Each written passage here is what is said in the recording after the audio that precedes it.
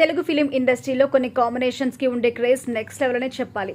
అందులో ఒకటి త్రివిక్రమ్ మహేష్ బాబు కాంబినేషన్. వీరిద్దరి కాంబినేషన్ లో వచ్చిన అతడు సినిమా కమర్షియల్ గా సక్సెస్ సాధించకపోయినా కూడా ఇప్పటికీ టీవీలో వచ్చిన ప్రతిసారి హైయెస్ట్ టీఆర్పీ రేటింగ్ ని నమోదు చేసుకుంటుంది. ఇక వీరిద్దరి కాంబినేషన్ లో వచ్చిన రెండో సినిమా కలేజా. చాలా మందికి కలేజా సినిమా ఫేవరెట్ అనే చెప్పాలి. ఈ సినిమాలో Mahesh Babu timing next level. ప్రతి సీన్ లో కూడా మహేష్ బాబు విజృంభించి చేస్తాడు. మహేష్ లోని కామెడీ టైమింగ్ కి బయటకు తీసిన సినిమా ఇది. ఈ సినిమాలో కామెడీ టైమింగ్ బయటకు తీయడం వల్ల దూకుడు సినిమాకి పెద్ద ప్లస్ అయింది. దూకుడు ఎటువంటి సక్సెస్ సాధించిందో అందరికీ తెలుసు. ఇక కలేజా సినిమాకి ఫ్యాన్స్ ఉన్నారు అని అందరికీ తెలిసిన విషయమే. అందులో నాగశ్విన్ కూడా ఒకరు. రీసెంట్ గా ఒక ఈవెంట్ కి హాజరైన నాగశ్విన్ కి ఏదైనా సినిమా చూసినప్పుడు ఇది నేను డైరెక్ట్ చేస్తే బాగుంటుంది అని మీకు అనిపించిందా అని అడిగితే నాకు ఇప్పటి వరకు అలా ఏ సినిమా అనిపించలేదు, కానీ ఈ సినిమా నేను ఎడిట్ చేస్తే బాగుంటుంది అని 1-2 సినిమాలు అనిపించాయంటూ చెప్పారు.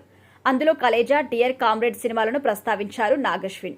కలేజా సినిమా విషయానికి వస్తే నాగశ్విన్ కి మాత్రం ఎడిటింగ్ లోనే ప్రాబ్లం ఉంది ఈ సినిమా అంతా కూడా అని తనకు అనిపించిందట. అయితే ఒకవేళ నాగశ్విన్ ఎడిట్ చేసి ఉంటే ఎలా ఉంటుంది అనే క్యూరియాసిటీ కూడా అందరిలో మొదలైంది. కానీ అది ఎప్పటికీ జరగని పని. ఆ పనిని జరిగేలా చేస్తే మాత్రం అది ఖచ్చితంగా అద్భుతమనే చెప్పాలి. డియర్ కామ్రేడ్ సినిమా కమర్షియల్ గా సక్సెస్ సాధించకపోయినా కూడా ఆ సినిమాకి డీసెంట్ ఫ్యాన్ బేస్ ఉంది.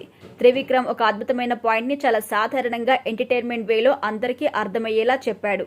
కానీ ఎంటర్టైన్మెంట్ హెవీ అయిపోవడం వల్ల సినిమాలో చెప్పాల్సిన పాయింట్ ఎక్కడో కరెక్ట్ గా ఎగ్జిక్యూట్ చేయలేకపోయారు. ఈ సందర్భంలో మహేష్ బాబు దేవుడి గురించి ఇచ్చిన ఎక్స్ప్లెనేషన్ చాలా మందికి అద్భుతంగా అనిపించింది. వాస్తవానికి ఆ సినిమా ఇప్పుడు రిలీజ్ అయితే మంచి సక్సెస్ సాధిస్తుంది. సూపర్ స్టార్ బర్త్డే రోజున కలేజా సినిమాని మే 31న రిలీజ్ చేయబోతున్నట్టుగా వార్తలు వస్తున్నాయి. మరి దీని గురించి అధికారిక ప్రకటన రావాల్సి ఉంది.